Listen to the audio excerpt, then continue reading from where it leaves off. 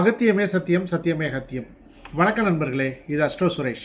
இன்றைக்கி நம்ம பார்க்க போகிற ஒரு ஜோதிட பதிவு என்ன அப்படின்னா, விருச்சக ராசியில் ஒருத்தர் பிறந்திருந்தாலோ அல்லது விருச்சக லக்னத்தில் ஒருத்தர் பிறந்திருந்தாலோ அவருக்கு உண்டான பொதுவான பலன்களை நம்ம இன்றைக்கி பார்க்கலாம். இந்த விருச்சக ராசி விருச்சக லக்னத்தில் பிறந்தவங்க பார்த்தீங்க அப்படின்னா, அவங்களுடைய கஷ்டத்தை எப்பொழுதுமே வெளியே சொல்ல மாட்டாங்க.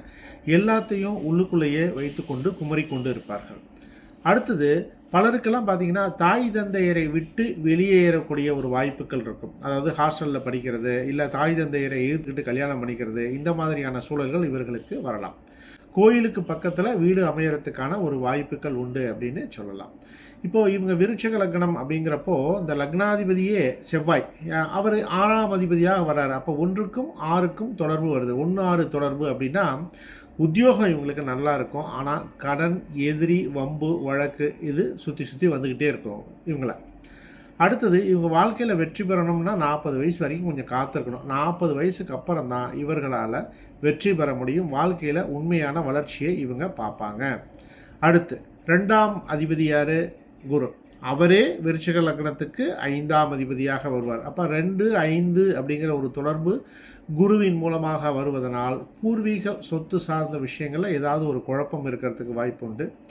குலதெய்வம் இடமாறி வந்ததாக கூட இருக்கலாம். அடுத்து 3ஆம் இடம் சனி பகவானுடையது. அந்த 3ஆம் இடத்து அதிபதி சனி பகவானே 4ஆம் அதிபதியாகவும் வர்றதுனால 25லேருந்து 35 வயசு வரைக்கும் கொஞ்சம் கஷ்டமான காலகட்டமாக இருக்கும். அதற்கு பிறகு அவர்களுக்கு வெற்றி நிச்சயம்.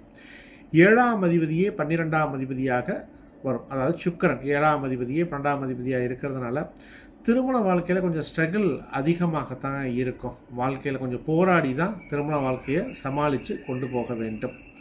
அடுத்து 8ஆம் அதிபதி அப்படிங்கிறவரே 11ஆம் அதிபதியாக வர்றார். 8, 11 தொடர்பு வருது. அப்போது எதிர்பாராத அதிர்ஷ்டம் அப்படிங்கிறது வரும்.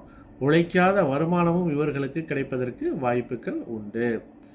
இந்த லக்னத்திற்கு 9ஆம் இடம் பாதகஸ்தானம். அதனுடைய அதிபதி யார்? சந்திரன். வெளிநாடு சென்று வரக்கூடிய பாக்கியம் இவர்களுக்கு உண்டு. உள்ளூரில் இருந்தாங்கன்னா இவங்களால் பெருசாக வெற்றி பெறுவது என்பது சிரமமே. ரொம்ப தூரத்துலையாவது இருக்கணும். சொந்த ஊரை விட்டு கொஞ்சம் ரொம்ப தூரத்தில் இருக்கிறது நல்லது. கற்பனை சக்திகள் அப்படிங்கிறது கொஞ்சம் அதிகமாக இருக்கும்.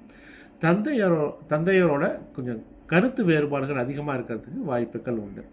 10ஆம் அதிபதி சூரியன். விருஷகத்துக்கு 10ஆம் அதிபதி சூரியன். இவங்களுக்கு சிலருக்கெல்லாம் கவர்மெண்ட் ஜாப் கிடைக்கிறதுக்கான வாய்ப்பு உண்டு. இல்லை பெரிய நிறுவனங்களில் வேலை பார்க்கக்கூடிய அமைப்பு, அதை நிர்வாகம் செய்யக்கூடிய அமைப்புங்கிறது இவங்களுக்கு உண்டு. சரியா நண்பர்களே, இப்போ நம்ம பார்த்தது விருச்சிக ராசியிலேயோ விருச்சிக லக்னத்திலேயோ ஒருத்தர் பிறந்திருந்தால் அவருக்கு உண்டான பொதுவான பலன்களை பார்த்தா, உங்களுடைய ஜாதகத்தை முழுமையாக பார்த்து ஆய்வு செய்து உங்களுக்கு உண்டான பலன்களை நீங்கள் தெரிந்து கொள்ள வேண்டும் என்று விரும்பினால் ஸ்க்ரீனில் இருக்கக்கூடிய நம்பருக்கு கால் பண்ணுங்கள் அல்லது வாட்ஸ்அப் பண்ணுங்கள்.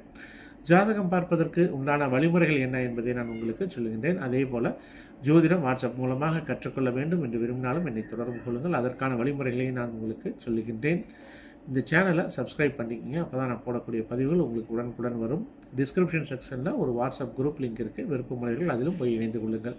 நண்பர்களே, மீண்டும் மற்றொரு பதிவுடன் நாளைக்கு நான் உங்களை சந்திக்கின்றேன். அகத்தியமே சத்தியம், சத்தியமே அகத்தியம். நன்றி நண்பர்களே.